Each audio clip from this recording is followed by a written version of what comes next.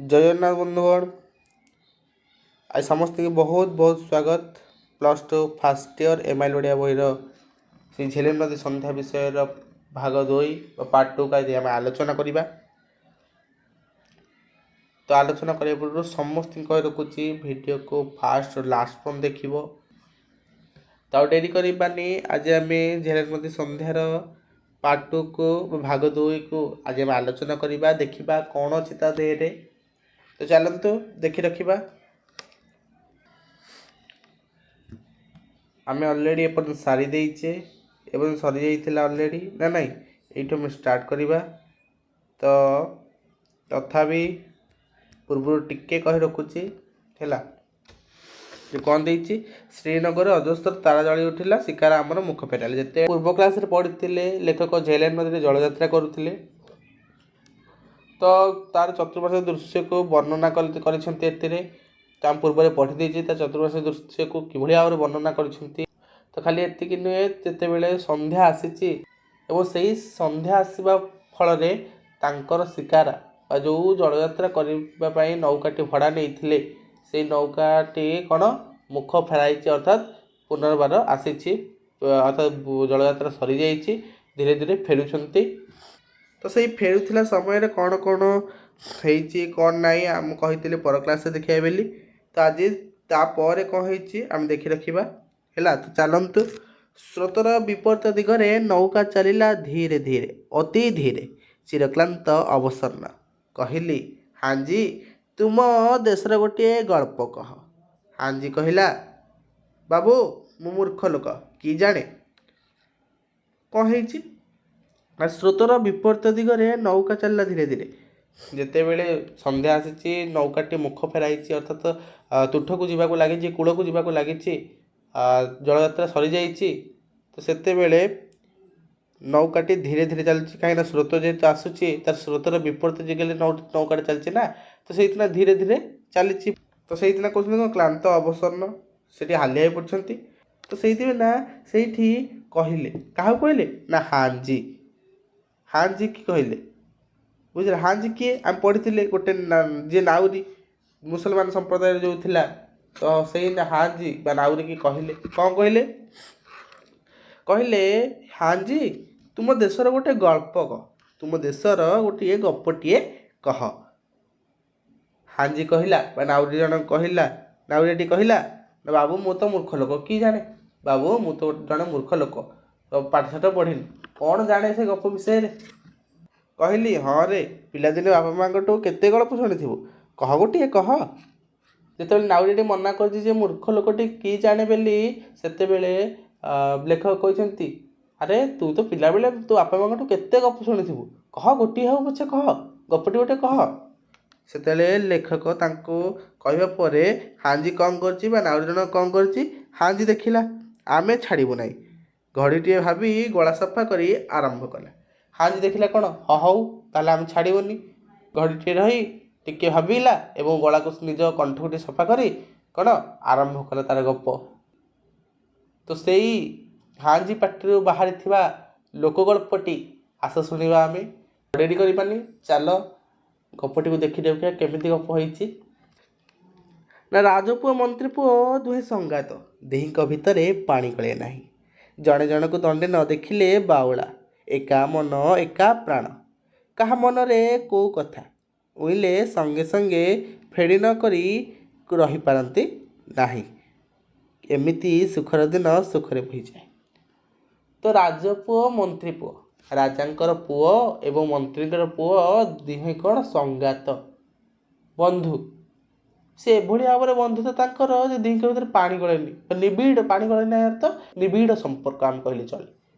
तो तांको भितर एभली बंधुता थिला निबिड़ संपर्क थिला जड़े अन्य जन को न देखी देउथिला तो पागल होउथिला बाउला अर्थ पागल होउथिला दंडे अन्य जन को न देखीदेले पागल होउथिला एवं एका मन एका प्राण दुई दुई को एते भल पाउथिले गोटे सत जमी लगे गोटे मन तांकर गोटे प्राण तांकर दुईटी शरीर हेले मध्य आम जमी कहनी जिते बेले आमर बहुत गोटे सांग हो बा बहुत गोटे जिगरी दोस्त हो ଯେତେବେଳେ ଆମର ହଲ୍ ହୋଇଯାଆନ୍ତି ତ ସେତେବେଳେ ଆମେ କହୁନେ ଆରେ ତୋର ମୋର ସିନା ଦୁଇଟି ଶରୀର କିନ୍ତୁ ଗୋଟିଏ ଭାବନା, ଗୋଟିଏ ଚେତନା, ଗୋଟିଏ ମନ, ଗୋଟିଏ ପ୍ରାଣ।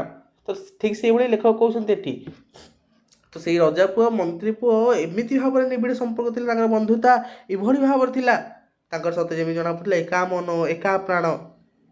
କାହା ମନରେ କେଉଁ କଥା ଥାଏ, କିନ୍ତୁ ସବୁ କଥା ନିଜ ନିଜ ଭିତରେ କ'ଣ କରନ୍ତି, ସେୟାର କରନ୍ତି, ନିଜ ନିଜ ଭିତରେ ପରିପ୍ରକାଶ କରନ୍ତି। ଆଉ ଯେଉଁ ମନର ଅକୁହା କଥାକୁ ଯଦି ଯିଏ ଅନ୍ୟ ଜଣେ ନ କହିଥିବ ତ ସିଏ କ'ଣ ରହିପାରିନଥିଲା। ସମସ୍ତ ଘଟଣା ରଜା ପୁଅର ସମସ୍ତ ଘଟଣା ମନ୍ତ୍ରୀ ପୁଅ କହୁଥିଲା, ମନ୍ତ୍ରୀ ପୁଅର ସମସ୍ତ ଘଟଣା ରଜା ପୁଅ କହୁଥିଲା। ତ ଦୁହିଁଙ୍କର ସମ୍ପର୍କ ଏତେ ନିବିଡ଼ ଥିଲା। ଏମିତି ସୁଖର ଦିନ ସୁଖରେ ବହିଯାଏ, ଏମିତି ସୁଖର ଦିନ ତାଙ୍କର ଅତି ସୁଖମୟ ଭାବରେ ଧୀରେ ଧୀରେ ଧୀରେ ଧୀରେ ଗଡ଼ି ଚାଲିଥାଏ। ତାପରେ କ'ଣ ହେଲା ନା ଦିନେ ମନ୍ତ୍ରୀ ପୁଅ ଦେଖିଲା ରଜା ପୁଅ ଏଡ଼େ ମୁହଁ କରି ବସିଛି। କହିଲା, ସଙ୍ଗାତେ ତୁମକୁ କେଉଁ କଥା ଅପୂର୍ବ? ହଜିଗଲେ ଖୋଜିଦେବି, ଭାଙ୍ଗିଗଲେ ଗଢ଼ିଦେବି, ସ୍ୱର୍ଗର ଚାନ୍ଦ କହିଲେ ଦୁଆରେ ଆଣି ହାଜର କରିବି। ମୁଁ ଥାଉ ଥାଉ ତୁମକୁ କି ଦୁଃଖ? ସେଠି ଦିନେ କ'ଣ ହେଇଛି ନା ରଜା ପୁଅ ମନ ଦୁଃଖରେ ବସିଛି। ତ ସେଠି ମନ୍ତ୍ରୀ ପୁଅ ଯାଇ ଦେଖିଛି କ'ଣ ରଜା ପୁଅ ମନ ଦୁଃଖରେ ଆଜି ବସିଛି। ଗଲା ରଜା ପୁଅ କହିଲା, ସଙ୍ଗାତେ ତୁମକୁ କେଉଁ କଥା ଅପୂର୍ବ? ତୁମକୁ କେଉଁ କଥା ପୁଣି ଅପରୂପ ଅର୍ଥ ପୁଣି ଜଣା ନାହିଁ, ପୁଣି ତୁମର କ'ଣ ହେଲା?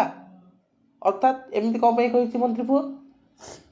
କାହିଁକି ନା ଯେହେତୁ ସେ ରଜା ପୁଅ, ରାଜାଙ୍କର ପୁଅ, କେଉଁଠି କ'ଣ ହେଲା, କେମିତି ହେଲା, କ'ଣ ହେଲା, କାହିଁକି ହେଉଛି ସବୁ କଥା ଜାଣିଥିବ। ତ ସେଇଥିରେ ମନ୍ତ୍ରୀ ପୁଅ କହୁଛି, ସଙ୍ଗାତେ ତୁମକୁ କେଉଁ କଥା ଅପୂର୍ବ? ତୁମେ ପୁଣି କେଉଁ କଥା ଜାଣିନ? କୁହ, ମନ ଦୁଃଖ ତୁମର ଆଜି କ'ଣ ପାଇଁ ଅଛି? ହଜିଗଲେ ଖୋଜିଦେବି, ଭାଙ୍ଗିଗଲେ ଗଢ଼ିଦେବି, ସ୍ୱର୍ଗର ଚାନ୍ଦ କହିଲେ ଦୁଆରେ ହାଜର କରିବି। ତମେ ଯଦି କହିବ ମୁଁ ହଜି ଯାଇଥିବା ଜିନିଷକୁ ମଧ୍ୟ ଖୋଜିଦେବି, ଭାଙ୍ଗି ଯାଇଥିବା ଜିନିଷକୁ ମଧ୍ୟ ମୁଁ ଗଢ଼ିଦେବି, ଯଦି କହିବ ଦୁଆରେ ଆଣି ସ୍ୱର୍ଗର ଚାନ୍ଦକୁ ଆଣି ଥୋଇଦେବି। କୁହ, ତମେ କ'ଣ ପାଇଁ ଆଜି ଦୁଃଖ କରିଛ? ମୁଁ ଥାଉ ଥାଉ ତୁମର କି ଦୁଃଖ? ମୁଁ ଥାଉ ଥାଉ ତୁମର ଏ ସଙ୍ଗାତ ଥାଉ ଥାଉ, ମନ୍ତ୍ରୀ ପୁଅ ଆଶ୍ୱାସନା ଦେଇ କହୁଛି ଯେ ତୁମର ଏ ସଙ୍ଗାତ ଥାଉ ଥାଉ ତୁମର କି ଦୁଃଖ ପୁଣି? କାହିଁ ମନ ଦୁଃଖରେ ବସିଛ? ସେଠି ରଜା ପୁଅ ଉତ୍ତର ଦେଉଛି ନା କ'ଣ ଉତ୍ତର ଦେଉଛି? ରାଜପୁଅ କହିଲା, ସଙ୍ଗାତେ କାଲି ରାତିରେ ସପନ ଦେଖିଛି, ଚନ୍ଦ୍ର ଉଦିଆ ପରି ରୂପ କୋଉ ଦେଶର ରାଜଜେମା ଫୁଲ ସଙ୍ଗେ ଗେଲେଇ ଲୁଟେଇ ହେଉଥିଲା, ପ୍ରଜାପତି ପଛରେ ଗୋଡ଼ାଉଥିଲା। ମୋତେ ଦେଖିଲା ପଦେ କଥା କହନ୍ତା, ଆଡ଼ ଆଖିରେ ହାଣି ଦେଇଗଲା। ଗଲା ଯେ ଗଲା କୁଆଡ଼େ ଉଭେଇ ଗଲା, ସେଇ କାହିଁ ନ ଦେଖିଲା ରୂପ ମୋ ଆଖି ଆଗରେ ନାଚୁଛି, ତାକୁ ଆଣି ନ ଦେଲେ ମୋ ଆଶା ଛାଡ଼। ତ ମନ୍ତ୍ରୀ ପୁଅ ତୁ ମନ ଦୁଃଖର କାରଣ ପଚାରିଛି, ସେତେବେଳେ ରାଜପୁଅ ଉତ୍ତର ଦେଇ କହିଛି, ସଙ୍ଗାତେ କାଲି ଗୋଟେ ରାତିରେ ସ୍ୱପ୍ନ ଦେଖିଥିଲି। ନା କ'ଣ? ନା ଚନ୍ଦ୍ର ଉଦିଆ ପରି ମୁହଁ, କେଉଁ ଦେଶର ରାଜଜେମା କେଜାଣି, ଚନ୍ଦ୍ର ଭଳିଆ ମୁହଁ ତାର, ଫୁଲ ସଙ୍ଗେ ଗେଲେଇ ଲୁଟେଇ ହେଉଥିଲା, ତ ଫୁଲ ସଙ୍ଗେ ଖେଳୁଥିଲା ଏବଂ ପ୍ରଜାପତି ପଛରେ ଗୋଡ଼ାଉଥିଲା ସେ ରାଜଜେମା। ମୋତେ ଦେଖିଲା କିନ୍ତୁ ପଦେ କଥା କହନ୍ତା, ପଦେ କଥା କହିଲାନି। କ'ଣ କଲା? ଆଡ଼ ଆଖିରେ ହାଣି ଦେଇ ଚାଲିଗଲା ଏବଂ କୁଆଡ଼େ ଉଭେଇ ଗଲା ସିଏ। ଏବଂ ସେ ରୂପ କାହିଁ ନ ଦେଖିଲା? ମୁଁ ସତେ ଯେମିତି ଦେଖିନି। ଆଶ୍ଚର୍ଯ୍ୟ ହେଇ କହୁଛି ଯେ ସତେ ଯେମିତି ସେ ରୂପ କି ସୁନ୍ଦର, କି ଔଜ୍ଜଲ୍ୟମାନ ସେ ରୂପ ମୁଁ କେବେ ଜୀବନରେ ଦେଖିନି। ମୁଁ ମନରୁ ଭୁଲି ପାରୁନି। ମୋ ଆଖି ଆଗରେ ଖାଲି ନାଚି ଉଠୁଛି, ମୋ ଆଖି ଆଗରେ ସେ ରୂପଟି ଖାଲି ଖେଳେଇ ଯାଉଛି, ଦେଖାଯାଉଛି। ତାକୁ ଆଣି ନଦେଲେ ମୋ ଆଶା ଛାଡ଼। ତାକୁ ଯଦି ଆଣିକି ନ ଦେବ ନା, ଯଦି ସେ ମୋର ହେଇପାରିବନି ତେବେ ମୋ ଆଶା ଛାଡ଼, ମୁଁ ଜୀବନ ହାରିଦେବି। କିଏ କହୁଛି? ନା ରଜା ପୁଅ କହୁଛି। କାହାକୁ? ନା ମନ୍ତ୍ରୀ ପୁଅକୁ। ତ ତାପରେ କ'ଣ ହେଲା? ମନ୍ତ୍ରୀ ପୁଅ କହିଲେ ନା କ'ଣ କହିଲେ? ମନ୍ତ୍ରୀ ପୁଅ ପଚାରିଲେ, ମନେ ଅଛି କେଉଁ ଦିଗରେ ସେ ବଗିଚା? ରାଜପୁଅ କହିଲା, ମୋ ଆଖି ଆଗରେ ତ ବାଟଘାଟ ସବୁ ଦିଶି ଯାଉଛି, କେମିତି ସେ କନ୍ୟା ପ୍ରାପ୍ତ ହେବ ଉପାୟ କର, ତାକୁ ଦେଖିଲା ବେଳକୁ ମୋତେ ଦାନା ପାଣି ରୁଚୁନାହିଁ।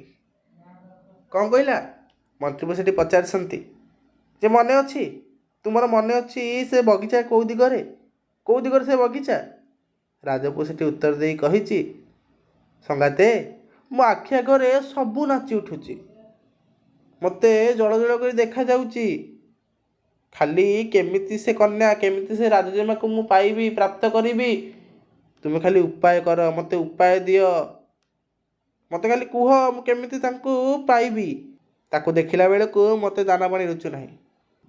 ସତେ ତାକୁ ନ ଦେଖିଲେ, ତାକୁ ନ ପାଇଲେ ମୋତେ ସେମିତି ଦାନା ପାଣି ରୁଚୁନି। ମୋତେ ଦାନା ପାଣି, ଭୋକ ଶୋଷ କିଛି ଲାଗୁନି ତାକୁ ନ ଦେଖିବା ପର୍ଯ୍ୟନ୍ତ। ସେ ରାଜଜେମାକୁ କେମିତି ପ୍ରାପ୍ତ କରିବି, ମୋତେ ଉପାୟ କୁହ ସଙ୍ଗାତେ। ରାଜପୁଅ ମନ୍ତ୍ରୀ ପୁଅ କହୁଛି। ତ ସେତେବେଳେ କ'ଣ ହେଇଛି ନା, ସେତେବେଳେ କୁଆଁତାରା ଝଟକୁଛି। ରାଜପୁଅ ମନ୍ତ୍ରୀ ପୁଅ ଘୋଡ଼ାଶାଳରୁ ଭଲ ଘୋଡ଼ା ଦୁଇଟି ବାଛିଲେ, ପିଠିରେ ବସି କୋରଡ଼ା ମାରିଲେ। ବଣବୁଦା ନଈ ପାହାଡ଼ ଡେଇଁ ଘୋଡ଼ା ଧାଇଁଲା। ବେଳ ରତରତ ହୋଇଛି। ଗୋଟିଏ ମୂଲକରେ ପହଞ୍ଚିଲେ। ଓସାରିଆ ରାସ୍ତା, ଦି ପାଖେ ଉଞ୍ଚ ଉଞ୍ଚ କୋଠା ଘର।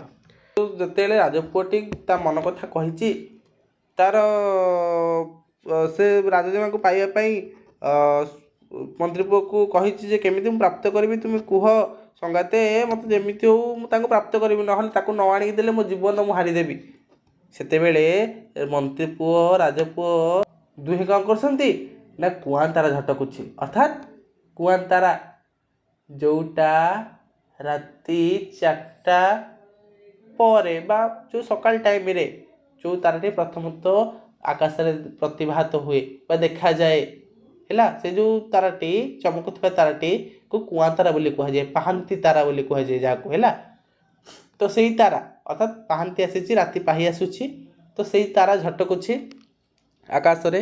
ସେଇ ସମୟରେ ରାଜପୁଅ ମନ୍ତ୍ରୀ ପୁଅ ଘୋଡ଼ାଶାଳ ଭିତରକୁ ଗଲେ ଏବଂ ଦୁଇଟି ଭଲ ଘୋଡ଼ାକୁ ବାଛି ତା ଉପରେ ବସିଲେ, ପିଠି ଉପରେ ବସିଲେ, ବସିକି କୋରଡ଼ା ମାରିଲେ। କୋରଡ଼ା ଅର୍ଥ କ'ଣ? ବା ଚାଳନା କଲେ, ହେଲା, ଯେଉଁ ଗୋଡ଼ଟାକୁ ଇଏ କରନ୍ତି, ଛାଟନ୍ତି, ତ ଗୋଡ଼ ଛାଟି ଚାଳନା କଲେ, ଚଲେଇଲେ। ଏବଂ ବଣ ବୁଦା ନଈ ପାହାଡ଼ ଘୋଡ଼ା ଡେଇଁ ଡେଇଁ କ'ଣ ହେଲା, ଧାଇଁଲା। ଅର୍ଥାତ୍ ସବୁକିଛିକୁ ଅତିକ୍ରମ କରି ଘୋଡ଼ା ଧାଇଁଲା। ଏବଂ ସବୁକିଛିକି ଅତିକ୍ରମ କରିସାରିଲା ପରେ ଗୋଟେ ମୂଲକ ବା ଗୋଟେ ଅଞ୍ଚଳରେ ଯାଇ ପହଞ୍ଚିଲା। ଗୋଟେ ଅଞ୍ଚଳରେ ଯାଇ ରାଜପୁଅ ମନ୍ତ୍ରୀ ପୁଅ ପହଞ୍ଚିଲେ। ତ ସେଇ ଅଞ୍ଚଳଟି କେମିତି ଥିଲା ନା, ଓସାରିଆ ରାସ୍ତା। ସେ ଅଞ୍ଚଳର ରାସ୍ତାଟି ଓସାରିଆ ଥିଲା। ଦୁଇ ପାଖରେ ଉଞ୍ଚ ଉଞ୍ଚ କୋଠା ଘର, ଦୁଇ ପାଖରେ ବଡ଼ ବଡ଼, ଉଚ୍ଚ ଉଚ୍ଚ ଅର୍ଥ ବଡ଼ ବଡ଼ କୋଠା ଘର ଥିଲା, ହେଲା। ଅର୍ଥାତ୍ ଛାତ ଘର ଆମେ ଯାହାକୁ ଏବେ କହୁଛେ, ତ ସେତେବେଳେ କାଳରେ କୋଠା ଘର ବୋଲି କୁହନ୍ତି। ତ ବଡ଼ ବଡ଼ କୋଠା ଘର ଥିଲା। ସବୁଠାରୁ ବଳି ଯେଉଁ କୋଠାଟି ଉଞ୍ଚ, ତା ସିଂହଦ୍ୱାରରେ ଘୋଡ଼ାଟିକୁ ଓହ୍ଲାଇଲେ। ଜଗୁଆଳି ଆଖିରେ ଧୂଳି ଦେଇ ତାଙ୍କର ବଗିଚାରେ ପଶିଲେ। ତ ଯେତେବେଳେ ଗୋଟେ ମୂଲକରେ ପହଞ୍ଚିଲେ, ଦେଖିଲେ ଓସାରିଆ ରାସ୍ତା ଅଛି, ଦୁଇ ପାଖେ ଖାଲି କୋଠା ଘର ଅଛି ଏବଂ ସେଇ ମୂଲକରେ ଯେଉଁ କୋଠା ଘର ସବୁଠାରୁ ଉଞ୍ଚ ଥିଲା, ଉଚ୍ଚା ଥିଲା, ବଡ଼ ଥିଲା, ସେଇ କୋଠା ଘରର ସିଂହଦ୍ୱାର ବା ମେନ୍ ଗେଟ୍ ବୋଲି ଆମେ ଯାହାକୁ କହୁଛେ। ଆଗକାଳ ରାଜପ୍ରଜାଙ୍କ ଜମିଦାର ଘର ଯେହେତୁ ଆଗରେ ସବୁ ସିଂହର ଷ୍ଟାଚୁ କରୁଥିଲେ, ହେଲା, ତ ଆମେ ଏବେ କ'ଣ ମେନ୍ ଗେଟ୍ ବୋଲି ଯାହାକୁ କହୁଛେ।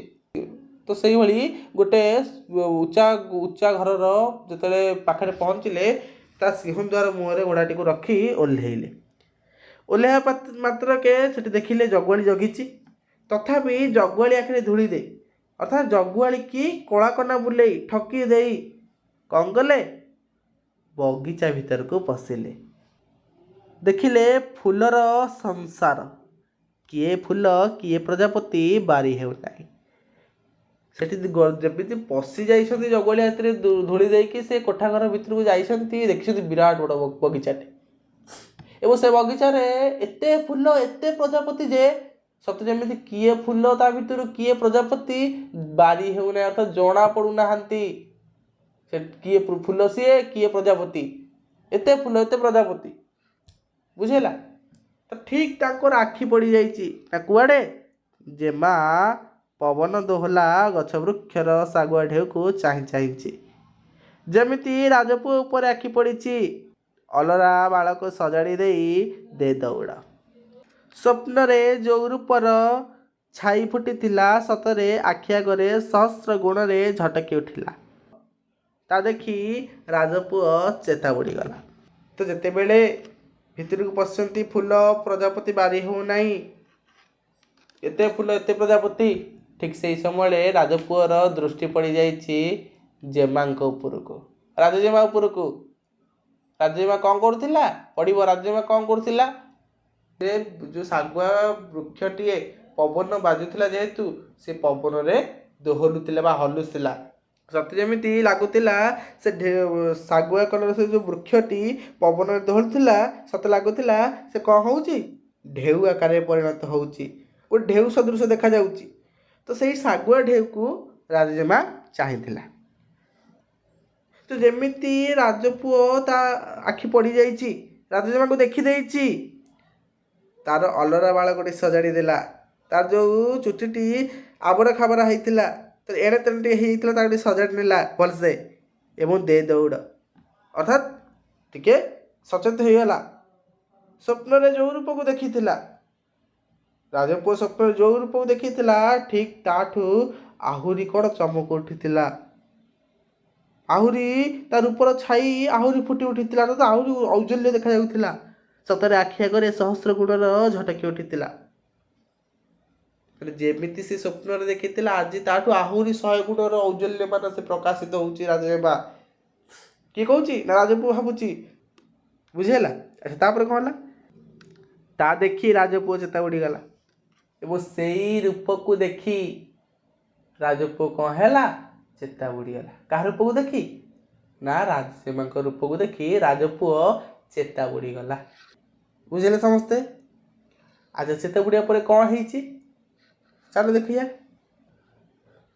मंत्री पुओ छिंचा भिंचा करी ताको चेता कला बोधशोध दे गोटे जगार रखेला निजे जड़े पिठा बिकाली घरे रहिला ताकू केते धन दरब देला केते गुड़िए भल भल पिठा करी ता हाथ रे राजजेमा कतिके पठेला कौन है जेते बेले से रूप को देखी राजजेमा रूप को देखी राजपुओ चेता पड़ जाइए चेता शून्य हो जाइए सेते बेले मंत्री पुओ कौन कले से समय छिंचा बिंचा कले सतेज कर चेता देले चेता कले अर्थ तो सतेज कर बसैले टिके बोधशुद्ध करी देखा रखा करी कौन कले गोटे जगार नहीं रखिले गोटे जगार नहीं रखिले एवं निजे कौन कले जड़े पिठा बिकाई कर रहिले किए पिठा बिकाई घर किए रहा पड़ो कौन लिखो ना मंत्री पुओ जाए जड़े पिठा बिकाई घर रहिले एवं मंत्री पुओ निज हाथ में भल भल पिठा करी पिठा बिकाली हाथ में राजजेमा पाखु पठेई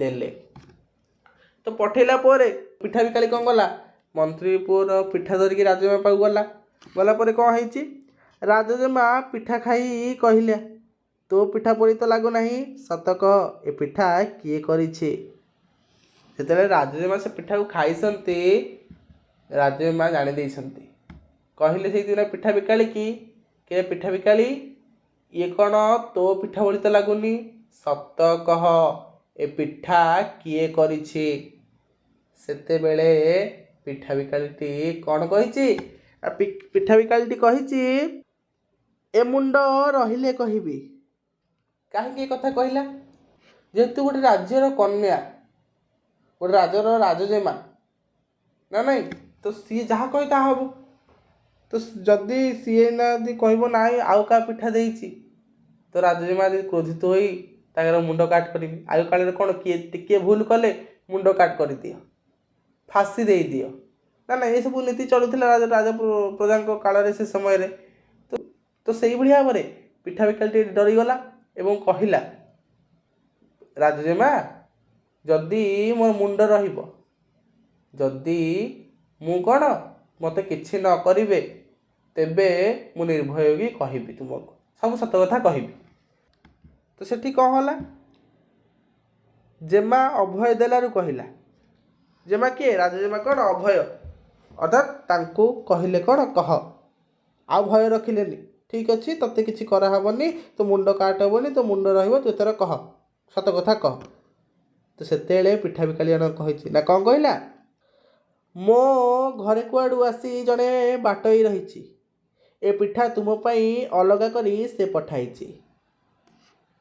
पिठा बिकाली जन कहूँ मो घरे अलगा कुआड़ू कुआड़ू के जानी गोटे बाटईटी आसी मो घरे रही ଏବଂ ସେ ପିଠା ଗୁଡ଼ିକୁ ଅଲଗା କରିକି ତୁମ ପାଇଁ ପଠେଇଛି ସେ ପିଠା ଗୁଡ଼ିକ। ସେଠି ଜେମା କହିଲେ, କ'ଣ କହିଲେ? ଜେମା କହିଲେ ତାକୁ ଆଣି ଶୀଘ୍ର ଏଠି ହାଜର କର। ଯିଏ ତୁମ ହାତରେ ସେ ପିଠା ପଠେଇଛି ତାକୁ ତୁରନ୍ତ ଅତି ଶୀଘ୍ର ଆଣି ମୋ ପାଖରେ ହାଜର କର, ମୋ ପାଖରେ କ'ଣ ସାମରେ ହାଜର କର ଆଣିକି। ଯେତେବେଳେ କହିଛୁ ନିକଟରେ ଆଣି ହାଜର କର, ତ ତାପରେ କ'ଣ ହେଇଛି? ତ ସେଠୁ ମନ୍ତ୍ରୀ ପୁଅ ସ୍ତ୍ରୀ ବେଶରେ ଜେମାଙ୍କ ଉଆସରେ ପହଞ୍ଚିଲା। କହିଲା, ଅମକ ଦେଶର ରାଜପୁଅ ତୁମ ଲାଗି ଝୁରି ମରୁଛି, ତା ଜୀବନରେ ଆଉ ଆଶା ନାହିଁ। ତୁମର ପଦିଏ କ'ଣ କଥା ହୁଏତ ତାକୁ ଜୀବନ ଦାନ ଦିଅନ୍ତା। ଉଆସରୁ ଡାକେ ବାଟରେ ଗୋଟାଏ ଘରେ ପଡ଼ିଛି, ପେଟରେ ଭୋକ ନାହିଁ, ଆଖିରେ ନିଦ ନାହିଁ। ତାକୁ ଥରୁଟିଏ ଦେଖାଦିଅ, ତା ଦେହରେ ଜୀବ ପଶୁ। ଯେତେବେଳେ ପିଠା ବିକିଳି ଆସିକି କହିଛି କାହାକୁ? ନା ମନ୍ତ୍ରୀ ପୁଅକୁ। ଏବଂ ମନ୍ତ୍ରୀ ପୁଅ ରାଜଜେମାଙ୍କର ସେଇ ଆଜ୍ଞାଟିକୁ ଯେହେତୁ ଦେଇଛନ୍ତି ମୋ ପିଠା ବିକାଳିକି, ଯେ କ'ଣ ଯାଇକି ସେ ଯିଏ ତୁମକୁ ପିଠା କରିକି ଦେଇଛି ତାକୁ ଜଲ୍ଦି ମୋ ପାଖରେ ଆଣି ହାଜର କର ବୋଲି। ସେତେବେଳେ ମନ୍ତ୍ରୀ ପୁଅ କ'ଣ କରୁଛନ୍ତି? ଗୋଟେ ସ୍ତ୍ରୀ ବେଶ ହୋଇ, ତ କେଉଁ ବେଶରେ ଯାଇଛି ମନ୍ତ୍ରୀ ପୁଅ? କେଉଁ ବେଶରେ? ନା ସ୍ତ୍ରୀ ବେଶରେ ଯାଇଛି। ହେଲା, ପଢ଼ିବ ଯଦି ଲେଖିବ, ସ୍ତ୍ରୀ ବେଶରେ ମନ୍ତ୍ରୀ ପୁଅଟି ଯାଇଛି ରେ କାହା ପାଖକୁ? ନା ରାଜଜେମାଙ୍କ ପାଖକୁ। ଆଚ୍ଛା, ମନ୍ତ୍ରୀ ପୁଅଟି ସ୍ତ୍ରୀ ବେଶରେ ଗଲା, ଉଆସରେ ପହଞ୍ଚିଲା ଏବଂ ରାଜଜେମା ପାଖରେ ପହଞ୍ଚି କହିଲା, ନା କ'ଣ କହିଲା ମନ୍ତ୍ରୀ ପୁଅ? ନା ଅମୁକ ଦେଶର ରାଜପୁଅ ତୁମ ଲାଗି ଝୁରି ମରୁଛି। ଅମୁକ ଦେଶ, ସେଇ ଦେଶର ରାଜପୁଅଟି ତୁମ ଲାଗି ଝୁରି ମରୁଛି, ତା ଦେହରେ ଆଶା ନାହିଁ, ତା ପାଖରେ ଆଶା ନାହିଁ, ସେ ପ୍ରାଣ ହାରିଦେବ ବୋଲି କହୁଛି। ତୁମର ପଦିଏ କ'ଣ କଥା, ତୁମର ସେଇ କୋମଳ କଥା ଗୋଟେ, ତୁମର ସେ ଶବ୍ଦ ଗୋଟାକ ତାର କ'ଣ ହୁଏତ ଜୀବନ ଦାନ ଦେଇପାରେ, ତାକୁ ଗୋଟେ ନୂଆ ଜୀବନ ଦେଇପାରେ। ଉଆସରୁ ଡାକେ ବାଟରେ ଗୋଟେ ଘରେ ପଡ଼ିଛି। ଉଆସ ଅର୍ଥ ତୁମର ଯେଉଁ ଉଆସ ବା ତୁମର ଏଇ ଯେଉଁ ଘରର ଡାକେ ବାଟରେ, ଡାକେ ବାଟ ଅର୍ଥ ଅଳ୍ପ ବାଟରେ, ବା ଯାହାକି ଡାକେ ଅର୍ଥ କ'ଣ? ଡାକିଲେ ଶୁଭାଯିବ, ଅର୍ଥ ଅଳ୍ପ ବାଟରେ। ହେଲା, ଆଉ କିଛି ଅଳ୍ପ ବାଟରେ ସେ ଗୋଟେ ରାଜପୁଅ କ'ଣ କରିବ? ଅସଣା ଘରେ, ମହିଳା ଘରେ ଗୋଟେ ପଡ଼ିଛି, ପେଟରେ ଭୋକ ନାହିଁ, ସେ ଖାଉନି କିଛି, ରାଜପୁଅ କିଛି ଖାଉନି, କିଛି ବି ଗ୍ରହଣ କରୁନି, ଭୋକ ନାହିଁ ତା ପେଟରେ, ଆଖିରେ ନିଦ ନାହିଁ, ଶୋଉନି, ତୁମ କଥା ଖାଲି ଭାବୁଛି। ତାକୁ ଥରୁଟିଏ ଦେଖାଦିଅ, ତା ଦେହରେ ଜୀବ ପଶୁ। ରାଜଜେମାକୁ ଅନୁରୋଧ କରିଛନ୍ତି ମନ୍ତ୍ରୀ ପୁଅ ଯେ ତାକୁ ଥରୁଟିଏ ଦେଖାଦିଅ, ତୁମ ଲାଗି ଅମୁକ ଦେଶ ରାଜପୁଅ ଝୁରି ମରୁଛି, ତୁମକୁ ଭଲ ପାଉଛି, ତୁମ ନ କଥା ହେଲେ ତା ଥିଲେ ତୁମକୁ ପ୍ରାପ୍ତ ନ କଲେ ସେ ପାଗଳ ହୋଇ ମରିଯିବ ବୋଲି ମଧ୍ୟ କହୁଛି। ଏଇଭଳି ଭାବରେ ତାଙ୍କୁ କହିଛନ୍ତି। କିଏ? ନା ମନ୍ତ୍ରୀ ପୁଅ କହୁଛନ୍ତି ରାଜଜେମାକୁ। ତ ମନ୍ତ୍ରୀ ପୁଅ କହୁଛି ରାଜଜେମାକୁ ଯେ ରାଜପୁଅଟି ତୁମ ଲାଗି ଝୁରି ମରୁଛି, ତୁମର ପଦିଏ କ'ଣ କଥା ତାକୁ ଜୀବନ ଦାନ ଦେବ। ଏଇ ଗୋଟେ ଅଳ୍ପ ବାଟର ଅସଣା ଘରେ ସେ ପଡ଼ିଛି, ପେଟରେ ଭୋକ ନାହିଁ, ଆଖିରେ ନିଦ ନାହିଁ, ତାକୁ ତୁମେ ଥରୁଟିଏ ଦେଖାଦିଅ, ଥରେ ଯାଇ ତା ସହ କଥା ହୁଅ, ତା ଦେହରେ ଜୀବ ପଶୁ। ତା ଦେହରେ ଜୀବ ପଶୁ ଅର୍ଥ ଗୋଟେ ନୂତନ ଆତ୍ମା ଆସୁ, ତା ଚେତନା ଟିକେ ପଶୁ। ବୁଝିହେଲା? ମନ୍ତ୍ରୀ ପୁଅ ଏଇଭଳି ଭାବରେ କହିଛି। ତ କହିବା ପରେ, ମନ୍ତ୍ରୀ ପୁଅ ଯେହେତୁ କହିବା ପରେ ରାଜଜେମା କ'ଣ କରିଛନ୍ତି କି ନାହିଁ, ତ ତାପରେ କ'ଣ ଘଟିଛି ତ ଆମେ ଦେଖିବା ନେକ୍ସଟ କ୍ଲାସ୍ରେ। ଆଜି ପାଇଁ ଏତିକି ଥାଉ। ଯେ ନ ବୁଝିଛ ମୋତେ ଜଣାଅ ଏବଂ ସମସ୍ତଙ୍କୁ କହି ରଖୁଛି ନିଜ ନିଜ ସାଙ୍ଗମାନଙ୍କୁ ଜଲ୍ଦି ଜଲ୍ଦି ସେୟାର କର। ଯେ ପାର୍ଟ 2ଟି ସରିଗଲା, ଏଥର ଆଣିବି ହେରି ତୁମ ପାଇଁ ନେକ୍ସଟ କ୍ଲାସ୍ର ପାର୍ଟ 3ଟି। ନିଜ ନିଜ ସାଙ୍ଗମାନଙ୍କ ପାଖକୁ ସେୟାର କରିଦିଏ। ହେଲା, ଆଚ୍ଛା ଠିକ୍ ଅଛି, ଆଜି ପାଇଁ ଏତିକି ଥାଉ।